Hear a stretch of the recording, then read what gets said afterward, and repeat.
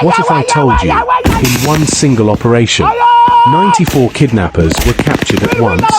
Not 5, not 10, but 94 suspects rounded up in a single sweep. And that's not even the most shocking part. Because hidden deep inside the forests of Borno State, something unbelievable was discovered.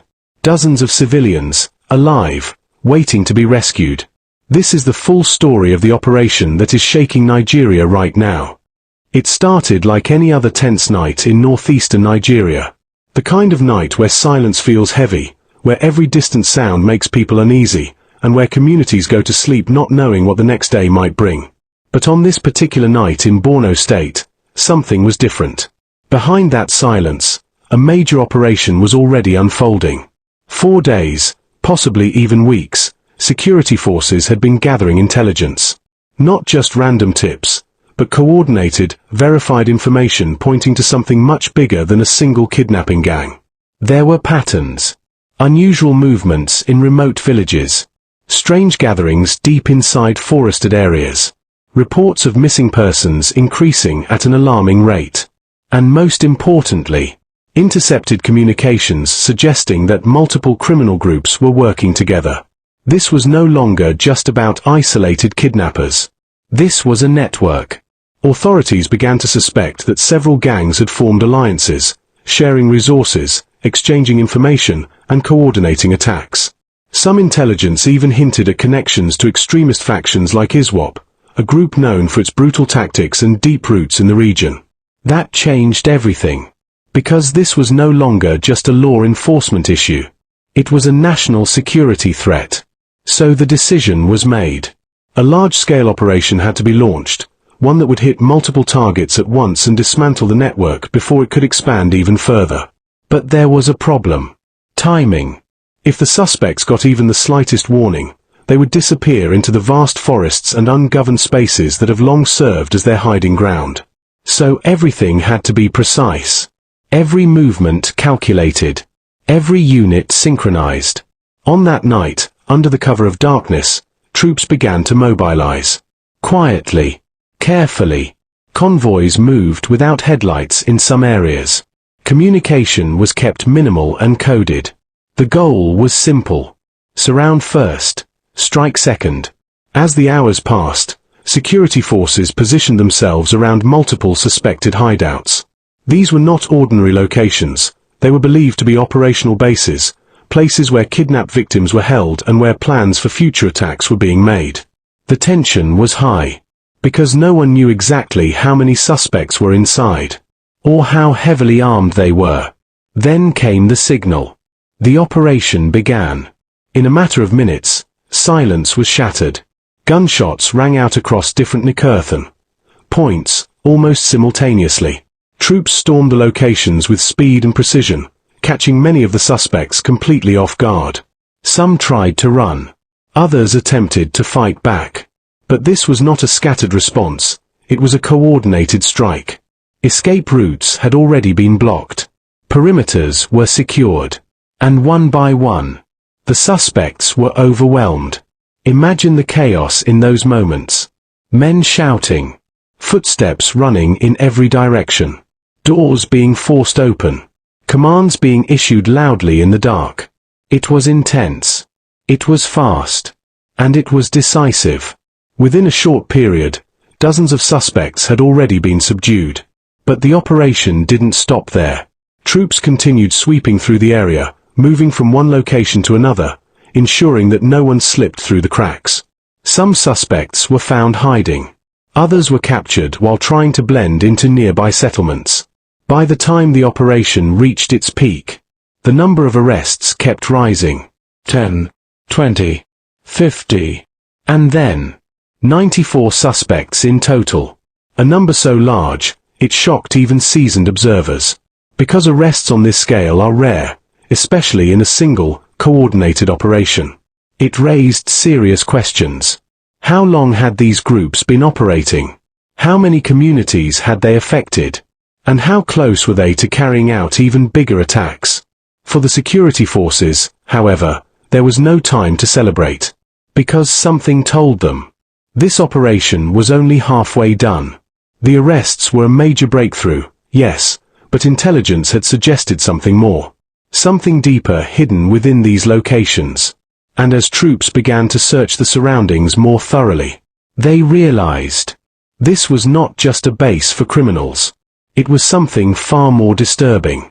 Something that would soon turn this operation from a successful raid into a life-saving mission. And that's where everything changed. But the arrests were only the beginning. Because as the operation continued in the dark corners of Borno State, something unexpected began to unfold. At first, it was subtle. A sound. A movement. Something that didn't fit the pattern of a criminal hideout. As troops pushed deeper into the captured locations, checking huts, makeshift shelters, and hidden compartments, they noticed signs that told a very different story. This wasn't just a base for kidnappers. It was a place where people had been kept, held, hidden, forgotten. One of the soldiers reportedly paused after hearing a faint noise, almost like a whisper carried by the wind. He signaled to others. They moved cautiously toward the direction. Weapons ready, hearts pounding. Because in operations like this, anything could be a trap. But what they found was something no one could ignore. Behind a poorly concealed structure, inside a cramped, dark space, they saw them. Civilians. Not one or two, but multiple individuals, huddled together. Weak. Terrified. Barely able to process what was happening. For a moment, everything slowed down. Because this was no longer just about arrests. This was about lives. Some of the victims looked like they hadn't eaten properly in days. Others had visible signs of exhaustion, and possibly injuries. Clothes torn. Faces drained. Eyes filled with fear, the kind of fear that comes from not knowing if you'll ever see your family again. Imagine being taken from your home, blindfolded, dragged into the unknown, and kept in a place where time no longer makes sense. No idea if it's day or night. No idea if rescue will ever come. That was the reality these civilians had been living. And now, suddenly, there were soldiers standing in front of them. At first, some of the victims didn't even react. They were frozen, unsure if this was real, or just another moment of false hope. Because for many kidnapping victims, hope can be dangerous. It can be taken away just as quickly as it comes. But then, something changed. One of the soldiers spoke calmly, reassuring them, telling them they were safe, that the nightmare was over. And slowly, you could see it. Relief. Emotion. Some broke down in tears. Others tried to stand but couldn't. A few simply stared, still processing the fact that they were no longer captives. The troops quickly shifted their focus. From combat to rescue. Weapons were lowered. Hands were extended. Water was given. Basic first aid was administered on the spot. Because in situations like this, every second matters. Some victims were too weak to walk. They had to be carried. Others leaned on soldiers for support as they were guided out of the hideout. Step by step, they were brought back into the open. Back into the air. Back into freedom. But the discovery didn't stop there.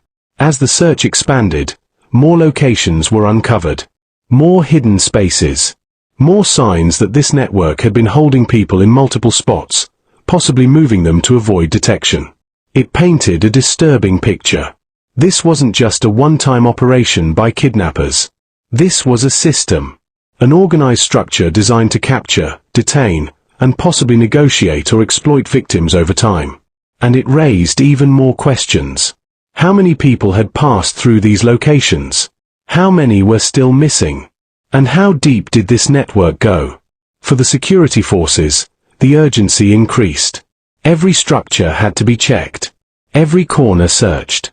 Because leaving even one victim behind was not an option. As dawn began to approach, the full scale of the discovery became clearer. Multiple civilians had been rescued alive. Each one with a story. Each one with a family somewhere, waiting, hoping, praying. For those families, this moment would mean everything. A phone call. A confirmation. A voice they thought they might never hear again. It's hard to truly understand that kind of relief, unless you've experienced the fear of losing someone to kidnapping. Back at the operation site, evacuation began. The rescued civilians were carefully transported out of the area. Some were taken for immediate medical attention. Others were wrapped in blankets, given food, and comforted as best as possible. You could see the contrast clearly. Just hours earlier, this place was controlled by fear and violence. Now the big question is, what happens next? The arrest of 94 suspects is not just a win, it's a message. A message to criminal networks that the pressure is increasing. A message that intelligence operations are improving. And a message that no hiding place is truly safe anymore. But let's be real. Does this mean kidnapping will stop completely? Not yet. Because as long as these networks exist, the threat remains. However, operations like this show something important. The fight is far from over, but progress is being made. For residents in Borno State and across the country, this brings a mix of relief and cautious hope. Hope that more victims will be rescued. Hope that more criminals will be caught. Hope that one day, stories like this will become history, not headlines. Now I want to hear from you. Do you think this operation will reduce kidnappings in Nigeria? Or is this just the beginning of a bigger battle? Drop your thoughts in the comments, white down pointing backhand index. Don't forget to like, share, and subscribe, because stories like this need to be heard. Stay informed. Stay alert. And I'll see you in the next video.